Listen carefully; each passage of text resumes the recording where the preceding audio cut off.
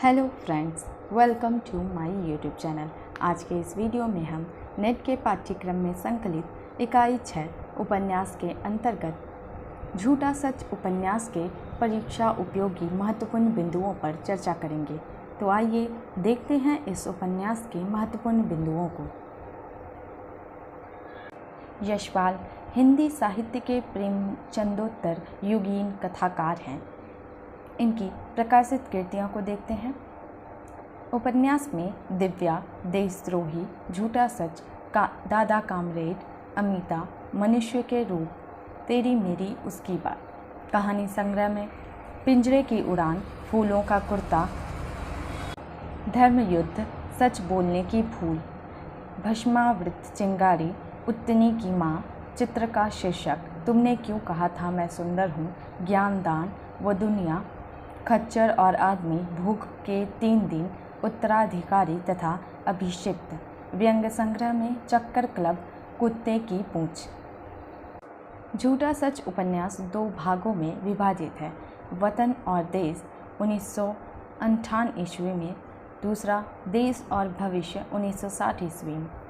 झूठा सच की कहानी 1947 में आज़ादी के वक्त हुए दंगे के ऊपर लिखी गई है। झूठा सच उपन्यास विभाजन के समय की त्रासदी को बयां करता है। झूठा सच यशपाल का महत्वपूर्ण उपन्यास है। अपनी प्रकृति में यह एक महाकाव्यात्मक उपन्यास है जो भारत के विभाजन की पृष्ठभूमि पर लिखा गया है।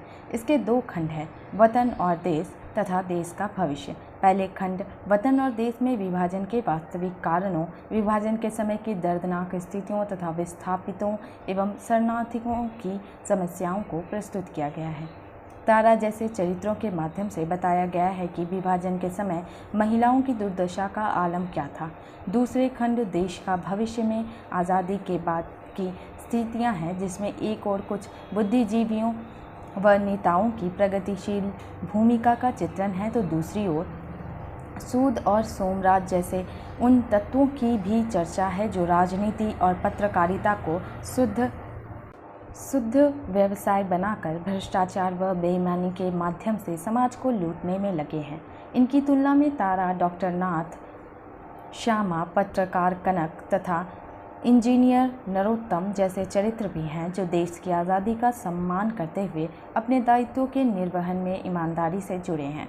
विभाजन से पूर्व मध्ययुगीन जीवन, वहाँ के जन समाज का मानसिक गठन, राजनीतिज्ञों के दांवपेच, सांप्रदायिक स्वार्थों के कारण हिंदुओं मुसलमानों के बीच बढ़ती खाई, देश का विभाजन, सांप्रदायिक दंगे, लूट खसोट, रक्तपात, लाखों व्यक्तियों का विस्थापित होना, उनकी जिजीविषा और संघर्ष, कांग्रेस का शासन, स्वतंत्रता प्राप्ति के बाद का सामाजिक जीवन, विविध क्षेत्रों में चलने वाली धांधली, उच्च वर्ग की स्वार्थपरता, मध्य वर्ग की कुंठा, निम्न वर्ग की निराशा, जनता की जागरूकता आदि, यह सब कुछ झूठा सच में साकार हो गया है।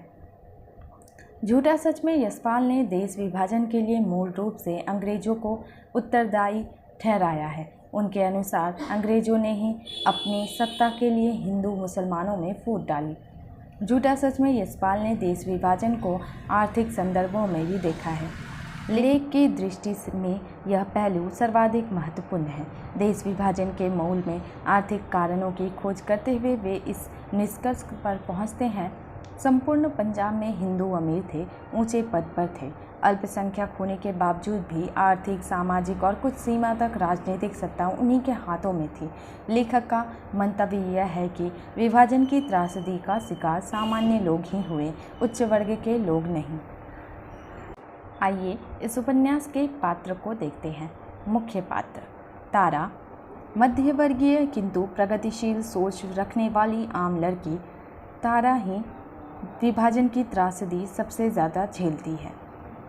जयदेवपुरी, मध्य वर्ग का प्रतिनिधि पात्र, विभाजन के कारण परिवार से अलगाव, आगे चलकर प्रगति करते हुए एक पत्र का संपादक होते हुए विधायक व कई कमेटियों का मेंबर बनता है।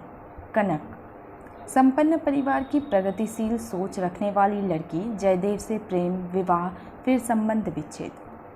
गौन पात्र में असद, लाहौर के कॉमरेड युवा कम्युनिस्ट पार्टी के युवा। शीला समज्वाला की पुत्री। डॉक्टर प्राणनाथ अर्थशास्त्र के प्रोफेसर। सोमराज आवारा युवक जिसका तारा से विवाह होता है। पंडित गिरधारीलाल नया हिंद पब्लिक के मालिक। महेंद्र नैयर वकील। कर्मचंद कशिश पैरोकार पत्रिका के संचालक। दौलू मामा शरीफ भोला आदमी जो अकारण बलवे की बलि चढ़ जाता है। रतन शीशों का प्रेमी। गौस मोहम्मद प्रकाशक। महाजन कम्युनिस्ट कार्यकर्ता। कृष्ण नारायण अवस्थी यूपी कांग्रेस के पार्लियामेंट्री बोर्ड के मंत्री। मेहर दंगे में भटकी तारा की साथी। नब्बू तारा से बलात्कार करने वाले। हाफिज़ इनायत अली नब्बू के मोहल्ले के हाफिज़। विश्वनाथ सूद पंजाब कांग्रेस के उग्र दल के नेता व मुख्यमंत्री पद के दावेदार। उर्मिला पुरी की पूर्व शिष्या पुरी की तरफ आकर्षण। बंती तारा को विभाजन के दौरान मिली संगनी। एसपी एडिटर डायरेक्टर सरदार पत्र। प्रसाद कांग्रेस के नेता। अग्रवाल साहब दिल्ली के बड़े व्यापारी तारा को मानने वाला। पुरुषोत्तम अग्रवाल साहब का युवा पुत्र। नरोत्तम मिस्टर अग्रवाल साहब का युवा पुत्र। मिस्टर रावत सचिव गृह मंत्रालय। पीएस गिल विभाजन का दंश झेल चुका युवा। निरंजन चड्ढा मर्सी का प्रेमी। माथुर पुराना दोस्त। जया पुरी और तारा की बच्ची। सीता तारा के मोहल्ले की लड़की। पूरनदेई सीता की माँ। डॉक्टर श्यामा डॉक्टर और कांग्रेस की बड़ी लीडर। आइए देखते हैं इस उपन्यास के उद्देश्य को। पहले खंड वतन और देश में विभाजन के वास्तविक कारणों, विभाजन के समय की दर्दनाक स्थितियों तथा विस्थापितों एवं शरणार्थियों की समस्या को प्रस्तुत किया गया है। दूसरे खंड देश का भविष्य में आबादी के बाद की स्थितियां हैं, जिसमें एक और कुछ बुद्धिजीवियों व नेताओं को प्रगतिशील भूमिका का चित्रण है। आइए देखते हैं इस उपन्यास की कथावस्तु को। झूठा सच निर्विवाद रूप से यशपाल का सर्वश्रेष्ठ उपन्यास है। इसका पहला खंड सन 1958 और दूसरा सन 1960 में प्रकाशित हुआ। इंद्रनाथ मदान ने रंगों के रूपक द्वारा इसे लाल से गुलाबी की ओर यशपाल के संचरण के रूप में देखा है, अर्थात अपने पूर्ववर्ती उपन्यासों में कम्युनिस्ट पार्टी की विचारधारा और नीतियों के समर्थक जैसे नायकों की रचना यशपाल करते रहे थे। यहाँ वे उससे थोड़ा हटे हैं, लेकिन इसका मतलब यह नहीं है कि कम्युनिस्ट विचारधारा के प्रति वे उदासीन हो गए हैं।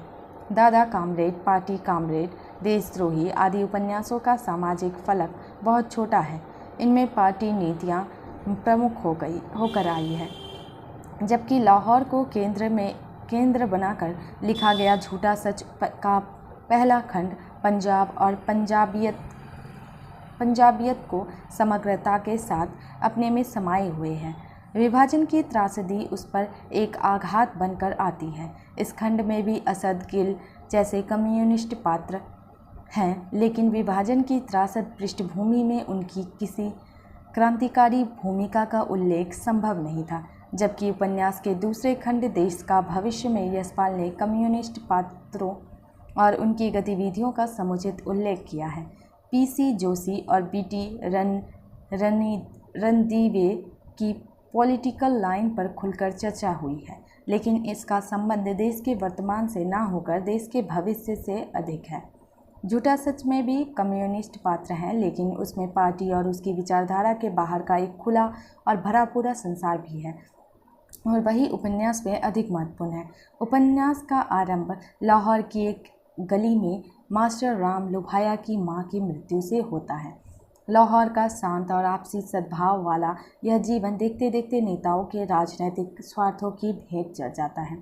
इन्हीं आर्य समाजी मास्टर राम लोभाया का बेटा जयदेव पुरी और बेटी तारा झूठा सच के केंद्रीय पात्रों के रूप में विकसित होते हैं। जयदेव पत्रकार है। सांप्रदायिक दंगों में मारे गए दौलू मामा की मृत्यु पर लिखी गई उसकी टिप्पणी का एक अंश है। तुम्हारे कत्ल के लिए उत्तेजना दिलाने की जिम्मेदारी उन नेताओं पर है जो तुम्हारे जैसे इंसानों को शासन के सिंहासन पर पहुंच सकने का जीना बनाने के लिए जनता को ईंट गारे की तरह प्रयोग करना चाहते हैं। क्या हम सर्वसाधारण स्वार्थों में अंधे और क्रूर लोगों के सपनों के महलों में पहुंचने के लिए जीने बनते रहेंगे? क्या सर्वसाधारण अपने नेताओं को मानवता की कसौटी पर जांच कर नहीं परखेंगे? क्या अपने स्वार्थों के लिए सर्वसाधारण को अंधा बना देना ही धर्म की रक्षा, प्रजातंत्र और जनवाद है? जयदेवपुरी की इस टिप्पणी में पत्रकारोचित आवेश के बावजूद राजनीति और नेताओं के प्रति हताशा का स्वर बहुत स्पष्ट है। झूठा सच के समर्पण में यशपाल इन दो पक्षों को ही आमने सामने रखकर उपन्यास के नामकरण की ओर संकेत करते हैं। एक और जन समुदाय है जो सदा झूठ से ठगा गया है और दूसरी ओर झूठ का व्यवसाय करने वाले नेता हैं जिनके द्वारा झूठ से छली जाकर भी जनता सच के प्रति अपनी निष्ठा और उसकी ओर बढ़ने का साहस नहीं छोड़ती। उपन्यास के दूसरे खंड देश का भविष्य में यशपाल कांग्रेस की जन विरोधी राजनीति और उसके दूरगामी परिणामों की ओर संकेत करके अंततः उससे मुक्ति का आह्वान करते हुए देश का भविष्य देश की जनता के ही हाथ में होने की घोषणा करते हैं। झूठा सच के रूसी अनुवाद की भूमिका लिखते हुए चेलीसेव इस सवाल को उठाते हैं, ये कौन लोग हैं जिनके हाथ में भारत का भविष्य है? ये बहुत से लोग हैं, सूत जी जैसे लोगों से कहीं अधिक। ये वे भूखे लोग हैं जो अपनी रोटी का आखिरी टुकड़ा भी शरणार्थियों को दे देते हैं। ये साहसी नवयुवक और नवयुवतियां हैं जो धार्मिक कट्टरता की आग को बुझाने के लिए कृत संकल्प है। ये वोट डालने वाली साधारण जनता है जो सूद जी तथा उन जैसे लोगों का विरोध करती है। उपन्यास के अंत में डॉक्टर नाथ का स्वगत कथन पूरी तरह से प्रतीकात्मक है। इससे विश्वास होता है कि जनता निर्जीव नहीं है और वह सदा मूक भी नहीं रहती। यशपाल मूलतः एक मध्यवर्गीय समाज के लेखक हैं। मध्यवर्ग के चित्रण और प्रतिनिधित्व की दृष्टि से झूठा सच एक बड़ा और सार्थक प्रयास है। राम लुभाया, जयदेव, तारा, पंडित गिरधारी लाल, कनक, नैयर, डॉक्टर प्राणनाथ और पंजाब के असंख्य परिवार मध्यम वर्ग के विभिन्न स्तरों का प्रतिनिधित्व करते हैं। पारिवारिक स्वार्थों का तनाव और सम्मिलित परिवारों का विघटन, आर्थिक संकट और साधनहीन श्रेणी की विरासत, संघर्ष के लिए तैयार युवा पीढ़ी आदि झूठा सच के फलक को एक प्रीतिकर विस्तार देते हैं।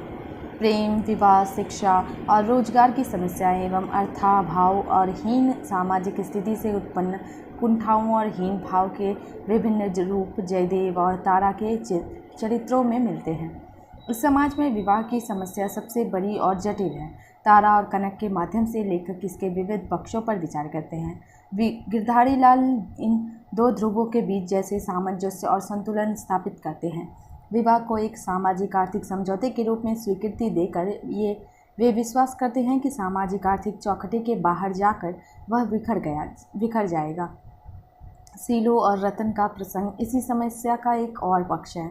भले ही समाज की दृष्टि में यह तारा पर व्यभिचार को प्रश्रय देने का उदाहरण हो, लेकिन तारा ने शीलो को रतन से मिलाकर सामाजिक क्रांति, विशेषतः नारी मुक्ति की दिशा में एक सही कदम उठाया है। उपन्यास के अधिकांश महत्वपूर्ण पात्र मध्यवर्गीय समाज से संबंध हैं और वे अपने समाज और परिवेश के प्रति सच्चे और ईमानदार हैं। पात्रों के इस वैविध्य के कारण ही झूठा सच वस्तुतः सामाजिक जीवन का महाकाव्य बन सका है।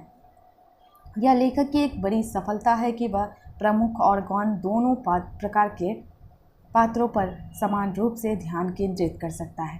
तारा, पुरी और कनक जैसे मुख्य पात्रों के साथ गिरधारी लाल, नैयर, गिल, असद, मर्शी, दत्ता, उर्मिला के अतिरिक्त सीलो, रतन, भगवंती, पूरनदेई, सीता, मेलादई, करतारो, खुशाल सिंह आदि जैसे ढेरों पात्रों को लेखक ने गहरी आत्मीयता और संयम के साथ गढ़ा है। जयदेवपुरी उपन्यास का नायक और मुख्य पात्र है। वह अपनी सारी दुर्बलताओं, शक्ति और संभावनाओं के साथ उपन्यास में उपस्थित है। उसके आदर्शों पर धीरे धीरे मध्यवर्गीय जीवन का यथार्थ और उसकी वास्तविकताएं हावी हो जाती है। सारे जद्दोजहद के बाद परिस्थितियों से समझौता करके वह एक वामपंथी, कांग्रेसी और फिर अवसरवादी नेता बन जाता है। यदि लेखक चाहता तो अपने पूर्व उपन्यासों की परंपरा में उसे आसानी से कम्युनिस्ट हीरो बनाया जा सकता था, लेकिन यह काम वह उससे न लेकर गिल जैसे बहुत से दूसरे पात्रों से लेता है। पूरी मध्यवर्गीय आकांक्षाओं और विडंबनाओं का एक प्रतिनिधि चरित्र है, जिसमें विकास के स्थान पर लगातार हास्य लक्षित किया जा सकता है। उपन्यास के स्त्री पात्रों में तारा और कनक दोनों ही समान रूप से महत्वपूर्ण हैं। अपने अपने ढंग से वे दोनों ही मध्यवर्ग के दो विभिन्न स्तरों का प्रतिनिधित्व करती है। तारा आरंभ में एक साधारण लड़की के रूप में सामने आती है, जो अपने परिवेश के विद्रूपताओं से लड़ने के लिए अपनी सारी सीमाओं के बीच हर मुमकिन कोशिश करती है। उसकी त्रासदी किन्हीं अर्थों में समूचे मध्यवर्ग की त्रासदी है। घटना चक्र के बहाव में वह सोमा की तरह बहती नहीं है, बल्कि बहाव को काटकर मनचाही दिशा में बढ़ने के लिए संघर्ष करती है। कनक अपेक्षाकृत अधिक सहज और सरल है। सारी कठिन और विपरीत स्थितियों के बीच भी वह अपनी निष्ठा और आस्था को बचाए रखती है। उर्मिला शुरू में एक अल्लड़ किशोरी है, जो सिर्फ अपनी धमनियों में बहते रक्त के प्रति ही सच्ची है, लेकिन बाद में वह गलत समझौतों से ऊपर उठकर अपने पैरों पर खड़ी हो अपने जीवन और भाग्य का निर्माण करने वाली स्त्री में बदल जाती है। इनके अलावा भी सैकड़ों छोटे बड़े पात्र हैं जो पंजाब की धरती की बूबास लिए हैं, जो संघर्ष करते हैं और जीवन की बेहतरी के लिए हर मुमकिन कोशिश करते हैं। उपन्यास का पहला खंड वतन और देश मुख्य रूप से लाहौर पर केंद्रित है। पंजाबी जीवन का लोक रस, उसके रीति रिवाज, आचार व्यवहार, बोलियां, फेरी वालों की आवाज़ें और गीत आदि इससे गहरी स्थानीय रंगत देते हैं, लेकिन इसमें आंचलिकता का कहीं कोई आग्रह नहीं है। उपन्यास का आरंभ ही राम जुआया और राम लुभाया की मां की मृत्यु पर स्यापे से होता है। यह वह सूत्र है जो उपन्यास के भावी विकास की दिशा का संकेत देता है। लाहौर की गलियां और बाजार, अनारकली, माल रोड, ग्वाल मंडी, मजंग, नीला गुंबद, शाहमली, भाटी दरवाज़ा, भोला पांधे की गली आदि लगता है जैसे समूचा लाहौर मूर्त रूप से सामने खड़ा है। स्यापे में कौला नाहन उलाहना देती है, बोल मेरिए रनिए राम जीदा नाम। फेरी वाले चिल्लाते हैं, ले लो जी केल्ले, हरी छाल दे, मर्दू अलाहाबादी, नार काबल कंधार देजे। भागवंती गाली देती है, ये झूठे चुगली लगाने वाले बच्चे पिट्टे, एड़ी चन्ने मरे, इनकी 7 पीढ़ियाँ औंतर रहे। ये सारी चीज़ें उपन्यास की प्रामाणिक स्थानीयता की दृष्टि से उल्लेखनीय हैं। कदाचित पहली बार यशपाल झूठा सच में पंजाब के जनजीवन के बहाव में इतना तन्मय होकर बहे हैं। भाषिक प्रयोग की दृष्टि से भी झूठा सच एक श्रेष्ठ, सफल और जनजीवन की भाषा का प्रतिनिधि उपन्यास है। संतुलन, अनुपात, स्थान का ध्यान रखते हुए लेखक ने उपन्यास की भाषा को पंजाबी रंगत दी है, जिसमें भाषा की अपनी स्थानीय गंध भी बसी है। उसमें कितने ही पंजाबी शब्द अमरू, भाया, कुरमाई, भाइया, सिरसरे, झाई, नालदा आदि अपने मूल रूप में उपस्थित हैं। पढ़े लिखे मध्यवर्गीय पात्र बोलचाल में अंग्रेजी शब्दों का प्रयोग भी करते हैं, अपने खास पंजाबी उच्चारण के साथ। भोला पादे की गली का निम्न मध्य वर्ग जो भाषा बोलता है, उससे उसकी मिट्टी का आत्मीय और अंतरंग संबंध है। उपन्यास के प्रथम खंड में कितने ही मुस्लिम पात्र हैं जो उर्दू बोलते हैं, लेकिन इन पात्रों की उर्दू का भी अपना अपना रंग और स्तर है। गौस मोहम्मद की भाषा ठीक वैसी ही नहीं है जैसी हाफिज़ जी की है। उपन्यास में ब्यौरों और वृत्तांत वाला रचना विधान ठीक वैसा ही है जैसा किसी विशाल जनजीवन का चित्रण करने वाले किसी बड़े फलक के उपन्यास का होना चाहिए। उसका शिल्प बूंद और समुद्र, भूले बिसरे चित्र और प्रेमचंद के अधिकांश बड़े फलक वाले उपन्यासों वाला शिल्प है। भाषा की दृष्टि से विचार करें तो झूठा सच के शब्द या वाक्यांश प्रयोग में एक बात खटकती है। लगता है यशपाल रेणु के उपन्यासों की भाषा की अत्यधिक आंचलिकता, जो प्रायः पठनीयता में बाधक बनी है, से उबरने के प्रति काफ़ी सावधान दिखाई देते हैं। इसलिए वे ठेठ पंजाबी शब्दों और वाक्यांशों का हिंदी रूपांतर कोष्टकों में देते चलते हैं, जैसे उलाहनी विलाप के बोल, ढिट्टे पलंगा वालिए, भरे पूरे घर वाली, हुंदिया हुक्मा वालिए, जिसका हुक्म चलता हो, लग्गे बांगा वालिए, अनेक बागों की मालकान। इसके साथ ही विशिष्ट पात्रों द्वारा बोले गए अंग्रेजी शब्दों वाक्यांशों का कोष्टकों में हिंदी रूपांतरण भी देते चलते हैं। वस्तुतः भाषा प्रयोग की यह पद्धति उपन्यास के पाठ प्रवाह में बाधक बनी है। झूठा सच के दूसरे खंड देश का भविष्य में यशपाल उस समूची प्रक्रिया को बहुत विश्वसनीय रूप से अंकित करते हैं कि कैसे रातों रात कांग्रेसियों और उनके हिमायतियों की एक पूरी की पूरी फौज खड़ी हो जाती है। सूद जी, अवस्थी जी, ठाकुर साहब और मिसेज अग्रवाल जैसे लोग अपनी उपस्थिति में अकेले नहीं हैं। देश की आज़ादी के साथ जन्मे वे एक पूरे वर्ग के रूप में उभरे हैं।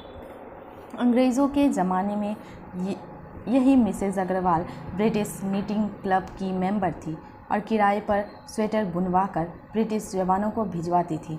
अब वे खद्दर पहनने लगी है, जो उन्हीं के अनुसार उनके पेट पर मूंज की तरह गड़ता है।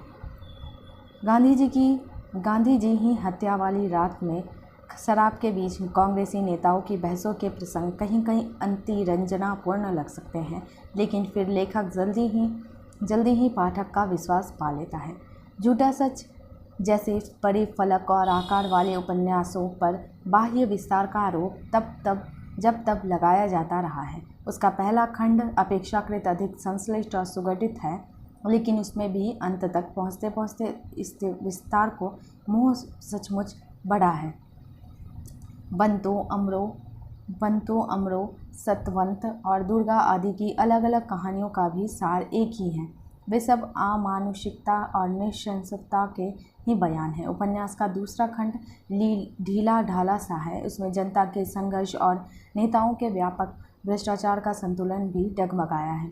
लेकिन इन सारी सीमाओं के बावजूद झूठा सच यशपाल का सर्वश्रेष्ठ उपन्यास तो है ही, वह हिंदी के कुछ उल्लेखनीय उपन्यासों में से भी एक है। प्रेमचंद की जनवादी परंपरा का विकसित, परिष्कृत और समयानुकूल परिवर्तित रूप उसमें देखा जा सकता है।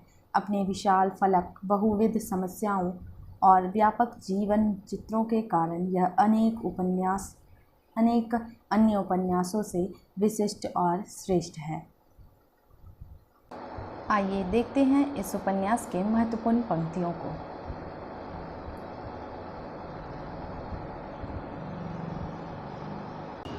जर्नलिज्म सियासत का जहाज है, वह चाहे तो स्टेट को बचा ले, चाहे तो डुबा दे। पैरोकार पत्रिका के संपादक कशिश जी का कथन। अगली पंक्ति।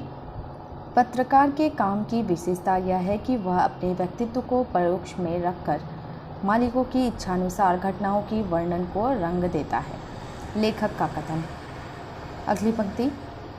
सहायक संपादक प्रेस के लिए मसाला तैयार करने की मशीनें होती है। लेखक का कथन।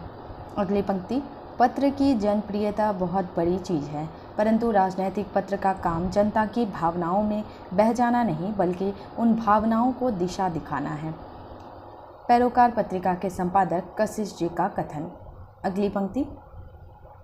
पुरुष की तुलना में स्त्री की हीनता स्वाभाविक तो नहीं, परंतु आवश्यक बना दिया गया है। लेखक का कथन। स्त्री अपनी शोभा अपने से बढ़कर पुरुष को पाने में ही समझ लेती है। लेखक का कथन। अगली पंक्ति। सफ़ेद पोश निम्न मध्यवर्गीय के लिए अपनी गरीबी से अधिक संकोच और रहस्य की दूसरी बात क्या हो सकती है। लेखक का कथन। अगली पंक्ति। स्त्रियों के जीवन से लज्जा का उतार चढ़ाव दिन के पहरों में ताप की भांति होता है। बचपन में लाज की अनुभूति नहीं रहती। जीवन के दूसरे पहर में जब वे अपनी शरीर में नारीत्व को पहचानने लगती है और जान जाती है कि उनके जीवन की परिणति उनकी आकर्षण शक्ति में है, तो वे आकर्षण के प्रबल माध्यम लाज को बढ़ाने लगती है। लेखक का कथन। अगली पंक्ति। पंजाब तो सदा हिंदू सिखों का रहा है। इन मरे मुसलमानों का राज दिल्ली, लखनऊ, आगरा में रहा होगा। पंजाब तो हमारा है। अगली पंक्ति, मियाँ बीबी की लड़ाई और कार्तिक का बादल कितने पल ठहरता है। लेखक का कथन। अगली पंक्ति, ब्रिटेन में बैठे अंग्रेज अपनी स्थिति के कारण अपने आप को भारत का बोझ उठा सकने में असमर्थ समझने लगा है, परंतु हिंदुस्तान में मौजूद अंग्रेज ब्यूरोक्रेसी, अंतर्राष्ट्रीय स्थिति और ब्रिटेन की वर्तमान आर्थिक स्थिति जानती नहीं। वे हिंदुस्तान के शासन का मुंह नहीं छोड़ना चाहते। लेखक का कथन। अगली पंक्ति, संपत्ति के आधार पर सम्राट बनी श्रेणी की स्त्रियों का प्रयोग सेक्स के अतिरिक्त और है भी क्या। डॉक्टर प्राणनाथ का कथन। यह स्त्रियां यह सोच भी नहीं सकती कि मैं तुम्हें सेक्स के बिना भी लाइक कर सकता हूँ। प्राणनाथ का कथन तारा से। अगली पंक्ति, बल्कि सेक्स के लिए भी इस श्रेणी के पुरुष जो चाहे सो कर सकते हैं। ये पत्नियां तो केवल संपत्ति के निर्विवाद अधिकारी पैदा करने के लिए है। ये स्त्री की एक ही योग्यता को जानती है, हाथ आ गए पुरुष को हाथ से निकलने ना देना। इन्हें तुम्हारी किसी अन्य योग्यता से ईर्ष्या नहीं, तुम्हारे नारीत्व के आकर्षण से ईर्ष्या है। प्राणनाथ का कथन तारा से। अगली पंक्ति, इटली के 16 फरवरी के बयान में कहा गया है कि जून 1948 में हिंदुस्तान के जिस भाग का जो राजनैतिक दल अधिक सशक्त होगा, ब्रिटिश सरकार उसी को शासन सौंप देगी। लेखक का कथन। अगली पंक्ति, advertisement are the steam of the ship of journalism. Kashish ji का कथन। अगली पंक्ति, कौन युवती कुमारी साली जीजा के साथ अपने को सुरक्षित समझकर प्रणय और आकर्षण के अखाड़े के पैतरों का परिचय पाने का यत्न नहीं करती। भगवंत राम इंद्रनाथ पैरोकार के सह संपादक लेखक राम पैरोकार का कथन। अगली पंक्ति, सभी पत्रों की अपनी अपनी राजनीतिक और सांप्रदायिक नीति थी, परंतु पत्रकारों को अनुशासन में रखने की नीति के विषय में उनमें कोई भेद नहीं था। लेखक का कथन पुरी के पैरोकार से निष्कासन पर। अगली पंक्ति, साधनहीन होकर भी सम्मान चाहता हूँ। पुरी का कथन। अगली पंक्ति, साधन होने पर तो सम्मान खींचा चला आता है। लेखक का कथन। कलाकार या लेखक का यश पोला ढोल होता है जिसकी गूंज दूर तक जाती है परंतु भीतर पोल रहती है। अगली पंक्ति, अब वह सोचता अन्य सब सम्मान शिष्टाचार मात्र है, पैसे का बल ही वास्तविक सम्मान है। लेखक का कथन पुरी के संदर्भ में। सन 42 के स्वतंत्रता आंदोलन के समय तलवार, बंदूक, पिस्तौल का नाम सुनकर लोगों को पसीना आ जाता था। अब पुरी सुनता कि लोग निधड़क तलवारें, बर्छे और बंदूकें जमा कर रहे थे।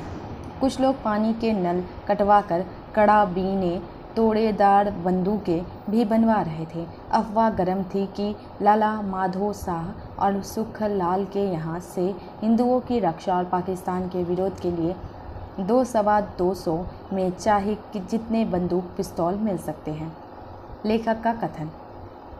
अगली पंक्ति, गली में मुसलमानी आक्रमण होने की वजह से जो रतन आदि की करतूत की प्रतिक्रिया ही थी, पुरी जैसा लिबरल भी हर हर महादेव कह लड़ पड़ता है। अगली पंक्ति, मोहब्बत का धर्म अपनी जगह, घर बार का धर्म ब्याह अपनी जगह। मोहब्बत की तो रीति ही ऐसी चली आई है, बड़ों ने भी वही किया है। कृष्ण महाराज का गोपियों से प्रेम था तो क्या उनके लिए रुक्मणी जी को छोड़ दिया था। सीलो का कथन तारा से रतन की नाराज़गी पर। अगली पंक्ति, मैं बाबूजी और माँ सबकी बातें जानती हूँ। लोग खेल खिलाकर छोड़ देते हैं, जो छोड़ दे दिल्लगी और पाप है। सीलो का कथन तारा से। अगली पंक्ति, साधारण स्वतंत्रता के अभाव में चतुरता की ऐसी मजबूरी ही नारी का चरित्र कहलाती है। लेखक का कथन। अगली पंक्ति, प्रत्येक माँ का ख्याल था कि उसी का बेटा सबसे असहाय और असुरक्षित है। लेखक का कथन। अगली पंक्ति। पाकिस्तान का मतलब मुस्लिम लीग की मिनिस्ट्री ही तो है। पुरी का कथन गली के लोगों से। अगली पंक्ति। नेहरू पटेल का क्या है, वे तो वेदरकारक है। सन 45 में वे अहमदगढ़ की जेल में 42 की क्रांति को कांग्रेस की पॉलिसी के खिलाफ बता रहे थे। सन 46 में सरकार बन गई तो 42 की क्रांति का सब सिला श्रेय खुद ले लिया। पुरी का कथन गली के लोगों से। पंजाब में गवर्नर चर्चिल की कंजरवेटिव पार्टी का है। वह अपनी पॉलिसी चला रहा है। उसका ख्याल है कि इटली और माउंटबेटन बाकी हिंदुस्तान कांग्रेस और लीग को दे तो पंजाब खासकर पश्चिम बंगाल को बचा ले। जानता है तू इंटरनेशनल स्ट्रेटजी में पंजाब की बड़ी इम्पोर्टेंस है। ये रूस के सिर कायम रहना चाहते हैं यार मेरे। पुरी का कथन काली से। अगली पंक्ति। ब्रिटिश ब्यूरोक्रेट एटली और माउंटबेटन की स्कीम से खुश नहीं है। वे दिखा रहे हैं कि हिंदुस्तान को सेल्फ गवर्नमेंट देना मूर्खता है। अंग्रेज़ खूब जानते हैं पार्टीशन से दोनों भाग लंगड़े हो जाएंगे। अब तक तो देश का विकास इकाई के तौर पर हुआ है। अब पाकिस्तान इंडस्ट्रियल गुड्स के लिए तरसेगा और शेष भाग कच्चे माल के लिए। पश्चिम पंजाब की रुई, दूसरी पैदावार और पूर्वी बंगाल का जूट कहाँ जाएंगे? ब्रिटेन में ना। इससे इनके मरते उद्योग ज़रा जिंदा हो सकेंगे। महाजन का कथन। अगली पंक्ति। मैं मानता हूँ वह बहुत अच्छे लेखक हैं। हो सकता है वह किसी दिन बहुत बड़ा लेखक बन जाए, परंतु विवाह के लिए व्यक्ति के ऐसे गुणों की अपेक्षा उसके सामर्थ्य और व्यक्तित्व का ही अधिक महत्व होता है। गुण का आदर करो, परंतु विवाह को जीवन को सफल बना सकने की दृष्टि से देखो। समझी? तुम्हें तो मालूम होगा कि टॉल्स्टॉय के व्यवहारों के कारण उसकी पत्नी कितनी बार आत्महत्या के लिए उतारू हो गई थी। साहित्य और कला टॉल्स्टॉय में भी कम नहीं थी। जरा सोचो, मनुष्यत्व एक चीज़ है और कला दूसरी। नेयर का कथन कनक को समझाते हुए। अगली पंक्ति।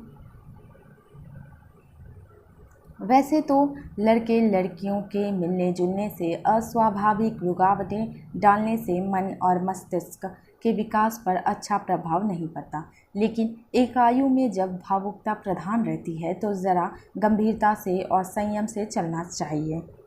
पंडित गिरधारी लाल का कथन बेटी कनक से। अगली पंक्ति। स्वाभाविक पर भी नियंत्रण जरूरी होता है। संयमहीन संस्कृति है, व्यवहार रूढ़ी बनकर संस्कृति कहलाता है। नैयर का कथन। अगली पंक्ति। खुदा बंद ने तो मर्द पर फ़र्ज़ आयाद किया है कि औरत पर रहम करें और उसकी हिफाजत करें, क्योंकि औरत मर्द को अपने जिस्म से पैदा करती है और पालती है। खाक रहम और हिफाजत करते हैं। बेहया जहाँ से निकलती हैं उसी की बेइज्जती करते हैं। मर्द मोहब्बत करे तो गुस्सा करे तो उसका सब जोड़ वहीं पर उतरता है। तारा से सहानुभूति में स्त्रियों की बातचीत। अगली पंक्ति। किसी मुसलमान औरत की तरफ तो आंख नहीं उठाई मैंने। हिंदू औरत है, वे लोग नहीं हमारी औरतों को ख़राब कर रहे हैं, मौलवियों को ख़राब कर रहे हैं। मौलवियों ने जिहाद का फलवा दिया है। नब्बू का कथन तारा से बलात्कार करने वाला। अगली पंक्ति। हिंदुत्व तो कोई मजहब नहीं, वह एक समाज और संस्कृति है। उसमें विश्वासों के बंधन है। आप भगवान में विश्वास करें तो भी, हिंदू ना करें तो भी अपने आप को हिंदू कह सकते हैं। आप चाहे जैसे भगवान में, साकार में, निराकार में, एक ही में या अनेक भगवानों में विश्वास कर सकते हैं। ब्रह्म, जीव और माया एक मानिए या पृथक पृथक, पुनर्जन्म को भी मानने की स्वतंत्रता है, व्यवहार की नहीं। इस्लाम ऐसी स्वतंत्रता सहन नहीं कर सकता है। इस्लाम चिंतन का नहीं, विश्वास का मार्ग है। आप खुदा से मुनकिर नहीं हो सकते हैं। आप खुदा से मुनकिर हैं तो आप काफिर हैं। खुदा पर भी आप मनचाहे ढंग से विश्वास नहीं कर सकते। सिर्फ एक ही खुदा वाहिद मुतलिक लाउल शरीफ खुदा पर एतकाद करना होगा। यहीं तक हद नहीं है, उस खुदा का एक रसूल भी मानना होगा और वह रसूल केवल मोहम्मद साहब को मानना होगा। आप आज के विज्ञान और साइंस से खुदा के संबंध में तर्क नहीं कर सकते, क्योंकि जिस वक्त मोहम्मद साहब पर इस्लाम का इल्हाम नाज़ल हुआ था, यह विज्ञान मौजूद नहीं था। कामरेड अरद का कथन तारा, नरेंद्र, जुबेदा, सुरेंद्र, हमीद आदि से। अगली पंक्ति। स्त्री के चाहने पर ही तो पुरुष उसके लिए सब कुछ, अपना प्राण भी न्यौछावर करता है। यही वो प्रेम है, पुरुष पर ही निर्भर करता है कि अपने प्रेम को कैसे चरितार्थ करेगा। स्त्री पुरुषों की दया पर निर्भर है, इसके अतिरिक्त प्रेम क्या है। असभ्य समझा जाने वाला पुरुष स्त्री के ना चाहने पर उसे दबोच कर झपट कर लेता है और सभ्य समझा जाने वाला स्त्री के सम्मुख प्रेम की याचना करता है। पूरी का स्वगत कथन। अगली पंक्ति। जान पड़ता था कि भगवान ने तो उन्हें प्रताड़ित औरतों को भुला दिया था, परंतु ये लोग भगवान नहीं भुला सकती थी। भगवान मनुष्य की जितनी अधिक चिंता करता है, उससे कहीं अधिक मनुष्य भगवान की चिंता करता है। तारा का स्वगत कथन। अगली पंक्ति। हिंदू सिख लाए हैं बक्से, संदूक, नकदी, जेवर और बांड। यह लोग मुसलमान लोग मिट्टी के हुक्के, टूटी चारपाइयाँ, चूल्हे, चक्की, मुर्गियाँ लिए जल रहे हैं। यह इनकी गृहस्थी थी। जिसके पास जो कुछ होगा उसी से ममता करेगा, वही तो उठा कर ले जाएगा। तारा आदि को कैंप ले जाने वाले शरणार्थी साथी, गाड़ी का सिख ड्राइवर। अगली पंक्ति। बहन जी, सच है, मुसलमानों ने हिंदुओं को लूटा है, पर हिंदू सैकड़ों वर्षों से इन लोगों को लूटते निचोड़ते चले आ रहे हैं। नहीं तो एक ही ज़मीन पर रहने वालों में अमीरी गरीबी का इतना फ़र्क क्यों होता है। पंजाब की सब जायदाद हिंदुओं के ही हाथों क्यों चली जाती है। सिख ड्राइवर का कथन। अगली पंक्ति। ओफ, खलकत पर क्या गुजर रही है। बच्चे रात रात भर बरसात में भीगकर निमोनिया से मर रहे हैं। लोग फसीलों की आड़ में खंडरों में ही दिन गुजार रहे हैं। लोग कब्रों की ईंट उखाड़कर दीवार बनाकर फूस की टट्टियों के नीचे पनाह पा रहे हैं। पंडित गिरधारी लाल का कथन सैयद से। अगली पंक्ति। पुरानी दिल्ली में बस्ती के बाहर या बस्ती के भीतर जहाँ भी कहीं खुला स्थान था, सब जगह शरणार्थियों के लिए कैंप बना लिए गए थे। परंतु नई दिल्ली की भव्य सड़कों, कनॉट प्लेस और शासन के केंद्रों के आसपास इस संकट का कोई प्रभाव दिखाई नहीं देता था। लेखक का कथन। अगली पंक्ति।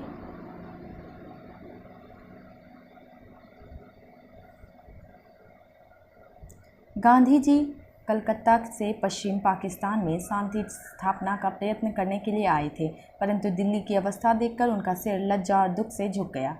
भारत में शांति स्थापित किए बिना वे पाकिस्तान को क्या कह सकते थे। गांधी जी ने प्रणय कर लिया, दिल्ली में पूर्ण शांति किए बिना वे दिल्ली नहीं छोड़ेंगे, इसके लिए चाहे प्राण ही दे देने पड़े। लेखक का कथन। अगली पंक्ति। गांधी जी सहृदयता, सहिष्णुता और उदारता के प्रचार के लिए अपने संध्या प्रार्थनाएं दिल्ली के भिन्न भिन्न भागों में कर रहे थे। प्रार्थना रेडियो और लाउड स्पीकरों द्वारा पूरे नगर में सभी जगह सुनी जा सकती थी। लेखक का कथन। अगली पंक्ति। प्रार्थना के स्थान पर एक और कुछ बुर्कापोश मुसलमान स्त्रियां और कुछ मुसलमान मर्द भी थे। उन्हें सुरक्षा के नाम पर स्वयंसेवक घेरे हुए थे। श्रोताओं के लिए दरियां बिछी हुई थी, परंतु अधिकांश लोग दरियों पर ना बैठकर आसपास घूम रहे थे और क्रोध प्रकट कर रहे थे। प्रार्थना क्या ढोंग है। गांधी मुसलमानों का हौसला बढ़ाने के लिए आ रहा है। लेखक का कथन। अगली पंक्ति। गांधी जी के शरीर पर केवल कमर से घुटनों के ऊपर ही छोटी सी धोती थी, गर्दन झुकी हुई और चेहरा बहुत उदास था। उपस्थित लोगों में केवल वे ही बिना कपड़े के थे, सबसे भिन्न। उन्हें पहचानने के लिए किसी से पूछने की आवश्यकता नहीं थी। दुबला, गठीला, गहरा सांवला शरीर सुडौल, सुरूप और सुवर्ण ना होकर भी भव्य जान पड़ रहा था। लेखक का कथन। अगली पंक्ति। बुर्कापोश स्त्रियां गांधी जी के घुटनों से लिपट बिलख बिलख कर रो पड़ी। गांधी जी के नेत्रों से आंसू टपकने लगे। उन्होंने स्त्रियों के बुर्कों से ढके सिरों पर करुणा का हाथ रखकर अल्लाह ईश्वर का भरोसा करने के लिए कहा और प्रण से उनकी रक्षा करने का आश्वासन दिया। अगली पंक्ति। स्त्रियों का भाग्य पुरुषों की प्रसन्नता और उनके निर्णय पर ही आश्रित है। तारा का स्वगत कथन। अगली पंक्ति। यह कैंप का कानून है, नियम है। सब जगह कोई ना कोई कानून होता है। हम जिंदगी भर के लिए ठेका नहीं ले सकते। वे आगे बढ़ गए। तत्कालीन प्रधानमंत्री का कथन। अगली पंक्ति। ब्रिटेन ने बंटवारे के समय संयुक्त देश को जो अस्टेट दिया था, उसमें से 55 करोड़ पाकिस्तान का हिस्सा था, पर जनवरी 1948 में पाकिस्तान ने कश्मीर पर अधिकार के लिए हमला कर दिया था, जो भारतीय संघ का हिस्सा था। इसी कारण युद्ध वापस ना लेने तक भारत सरकार ने यह रुपए देने से मना कर दिया, पर गांधी जी इस बात के खिलाफ थे। उनका सुझाव था कि भारत सरकार अपना सद्भाव प्रकट करने के लिए पाकिस्तान को बिना किसी शर्त के उसका भाग 55 करोड़ रुपए दे दे। अगली पंक्ति। 13 जनवरी 1948 सांप्रदायिक विद्वेष खत्म ना होने तक गांधी जी के आमरण अनशन की घोषणा। अगली पंक्ति। उस समय पत्रों में और राजनीतिक चर्चा में पाकिस्तान को 55 करोड़ रुपया दिया जाने अथवा ना दिया जाने का प्रश्न ही प्रमुख था। अगली पंक्ति। गांधी जी सद्भावना की अपीलें कर रहे थे। वे निरंतर मांग कर रहे थे कि सरकार दिल्ली में मुसलमानों की रक्षा का पूरा प्रबंध करे। दिल्ली से जो मुसलमान भय के कारण भाग गए हैं, वे लौटकर निर्भय होकर दिल्ली में रह सके। हिंदू शरणार्थियों ने मुसलमानों के जिन मकानों और मस्जिदों पर कब्जा कर लिया है, वे मुसलमानों को लौटा दिया जाए। गांधी जी के अनशन के इन उद्देश्यों के कारण अधिकांश हिंदुओं ने, विशेषकर पश्चिम और पूर्वी पाकिस्तान से निकाल दिए गए हिंदुओं ने, इस अनशन को मुसलमानों के प्रति अनुचित पक्षपात समझा। अधिकांश हिंदू गांधी जी के व्यवहार से क्रोध में उबल पड़े। लेखक का कथन। अगली पंक्ति। तारा को भी लग रहा था गांधी जी ने मुसलमानों की सहायता के लिए अपने उपवास से हिंदुओं पर आक्रमण कर दिया है। हिंदू पराजय स्वीकार करके आत्महत्या कर ले। लोगों को नेहरू, मौलाना आज़ाद पर भरोसा नहीं है, परंतु सरदार पटेल, श्यामा प्रसाद मुखर्जी और सरदार बलदेव सिंह यह नहीं होने देंगे। गांधी जी यह क्या कर रहे हैं, क्या होगा। अग्रवाल साहब की कोठी में चल रही बहस गांधी के अनशन पर। अगली पंक्ति। बड़ी कठिन स्थिति है। गांधी का अनशन कैबिनेट के निर्णय के विरुद्ध है, जनता तो कैबिनेट के साथ है। गांधी जी का अनशन निश्चय ही भारत के विरुद्ध पाकिस्तान के पक्ष में है। अगली पंक्ति। गांधी जी को अनशन करना था तो पार्टीशन रोकने के लिए करना चाहिए था। उसकी घटना तो हो चुकी, यह तो केवल उस घटना की छाया है। तारा का कथन। अगली पंक्ति। पहनने की कला इसी में है कि परिधान में यत्न प्रकट ना हो। रावत का कथन। अगली पंक्ति। मैं तो अपनी सरकार और देश के प्रति कर्तव्य भावना से इस अनशन के परिणाम को बहुत हानिकारक समझता हूँ। रावत का चेहरा और स्वर बहुत गंभीर हो गया। लेकिन यह हमारे बस की बात नहीं है। गांधी जी की मृत्यु हो जाती है तो भी बहुत बुरा होता, लेकिन इस प्रकार सरकार का निर्णय बदल जाना राष्ट्रीय हानि है। यह राष्ट्र को एक व्यक्ति की तुलना में नीचे गिरा देना है, इसके परिणाम बहुत बुरे होंगे। रावत का कथन। अगली पंक्ति। कम्युनिज्म में सिर्फ उन्हीं लोगों को रोटी मिलती है जिनके हाथों में छाले पड़े हों। तारा के दफ्तर के एक सामान्य कर्मचारी का कम्युनिज्म के बारे में ख्याल। अगली पंक्ति।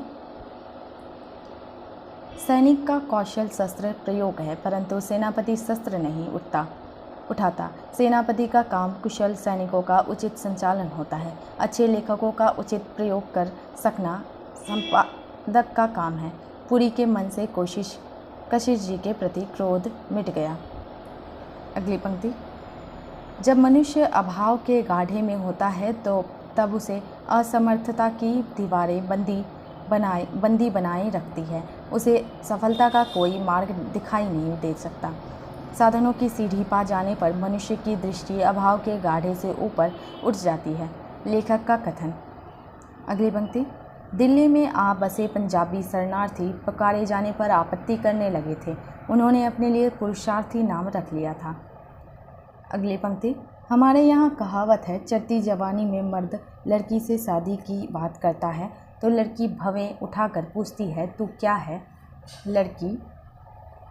लड़की जवान हो जाती है तो बात करने वाले से पूछती है तुम कौन हो। उम्र ढलने लगे तो खुद ही चीखती फिरती है कहाँ है कोई, कहाँ है कोई। मर्सी का कथन तारा को नरोत्तम का प्रस्ताव अस्वीकार कर देने पर। अगली पंक्ति। त्याग वाग की फिजूल बातें रहने दो। मर्सी झुंझला उठी। विवाह ना हो तो भी सेक्स सब चाहते हैं, यह तो शरीर का स्वभाव है। अगली पंक्ति। मर्सी दीदी। इस बार माथुर ने आंखें मिलाकर कहा, अगर सेक्स का संबंध प्रेम से है तो उसे इतनी निम्न और उच्च श्रृंखल वस्तु नहीं बन जाने देना चाहिए। मर्सी और झुंझला उठी। मर्द औरत में प्रेम क्या होता? Love is the glorified name for sex. Mathur का कथन निरंजन चड्डा का पुराना दोस्त। अगली पंक्ति। आचार्य कृपलानी ने ठीक ही कहा है। रिवॉल्यूशन का क्या हुआ, कहाँ हुआ? 2 साल में ही गांधी की जय खोखली पड़ गई है। सब शासन पुराने ICS लोग चला रहे हैं। उन लोगों ने सेवा करना नहीं, शासन करना सीखा है। उन्हें डेमोक्रेसी नहीं, ब्यूरोक्रेसी की आदत है। माथुर का कथन। अगली पंक्ति।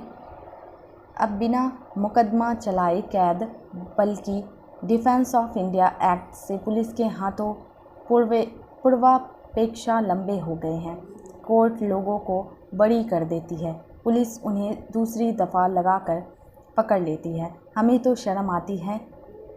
अंग्रेज़ सरकार ने अदालत में दिए भगत सिंह के बयान को नहीं जब्त किया था, पर इस सरकार ने गोडसे का अदालती बयान जब्त कर लिया है। क्या इनके पास गोडसे के लिए जवाब नहीं है? मुंह बंद कर देना डेमोक्रेसी है। माथुर का कथन। अगली पंक्ति। अहिंसा और जनवाद में विश्वास रखने वाली कांग्रेसी सरकार ने अंग्रेजी शासन के समय के जेल नियमों में बहुत से परिवर्तन कर दिए थे। पहले कैदियों को गेहूं, जौ, चना, मीली रोटी और दाल लोहे की तसला कटोरी में मिलती थी। अब नीरे गेहूं की रोटी और तसला कटोरी पीतल के थे। जांघिया की जगह ऊंचा पजामा था। जेल में पुलिस का दखल पहले से बहुत अधिक था। कानूनी अधिकारों की सुनवाई पहले से कम थी। लेखक का कथन। अगली पंक्ति। दीदी मुझे अहंकार है, तुम मुझे इनमें से एक भी ऐसी बता दो जो साथी या पार्टनर की तरह जीवन में साथ देना चाहती हो। वे केवल ज़िंदगी के लिए सपोर्ट चाहती है, भत्ता। वे किसी का व्यक्तित्व नहीं देखना चाहती, केवल आमदनी देखती है। एडवांटेज और प्रेम एक बात नहीं है। इनमें से एक को ही बता दो तो जो जीवन के संघर्ष का सामना करना चाहती हो। अपने ऊपर फिदा लड़कियों के बारे में नरोत्तम का तारा को तर्क। अगली पंक्ति। पूरी बंटवारे से पहले का लंपन प्रोलेटेरियर गरीब, साधनहीन, निम्न वर्गीय नहीं रहा है। अब वह पेटी बुजुर्गा, कुछ पूंजी वाले, उच्च मध्य वर्गीय आय की भांति सोचता है। अब उसे सब और अवसर की कमी और विषमता नहीं दिखाई देती। उसे अब परिवर्तन और न्याय की नई धारणाएं की आवश्यकता नहीं जान पड़ती। उसकी जड़ें जम रही है। अब वह उलट पुलट के विषयों से घबराता है। तुम मतभेदों को बढ़ाकर उसे चिढ़ा देती हो। अपना पारिवारिक जीवन क्यों खराब कर रही हो? गिल का कथन कनक से। अगली पंक्ति। डिक्टेटरशिप का क्या मतलब? क्या अब कांग्रेस की डिक्टेटरशिप नहीं है? सब सरकारें डिक्टेर ही होती है। किसी भी सरकार की शक्ति और अधिकार पर केवल उस सरकार की अपनी इच्छा और निर्णय की सीमा होती है। हड़तालों को, आरएसएस को गैर कानूनी करार देना, सब कम्युनिस्टों को गिरफ्तार कर लेना, लोगों को संदेह मात्र पर गिरफ्तार कर लेना और प्रिवेंटिव डिटेंशन, बिना मुकदमा चलाए कैद का कानून क्या है? कम्युनिस्टों को सरकारी नौकरी ना देने का हुक्म क्या है? तुम्हारी सी फैक्ट्री में से 5,000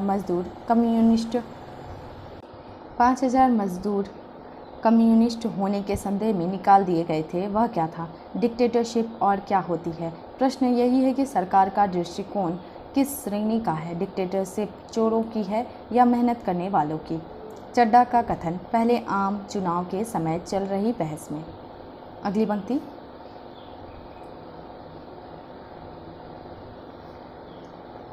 यूपी के चीफ मिनिस्टर ने कहा है, जो लोग भगवान पर विश्वास नहीं करते उन्हें किसी पाप से डर हो सकता है। ईश्वर विश्वास कांग्रेस और राष्ट्रीयता का लक्षण कब से हो गया? तुम्हारे आदमी भरी सभा में कहते हैं कि कम्युनिस्टों की सरकार हो गई तो स्त्रियों को सामाजिक संपत्ति बना दिया जाएगा। अगली पंक्ति। सदा अपने को दबाते कुचलते काम तृप्ति या स्त्री पुरुष संसर्ग के संबंध में रहना यातना नहीं है, जो विवाहितों के लिए स्वाभाविक है। रोकने का यत्न करते हैं, रुके रहने के यत्न में कुछ हो जाता है। तारा ने अपना विचार रखा। प्यार में श्यामा क्या व्यवहार का संयम नहीं रह सकता। श्यामा फुकार सी छोड़कर बोली, तरसना ही क्या प्यार है? प्यार क्या संतोष नहीं चाहता?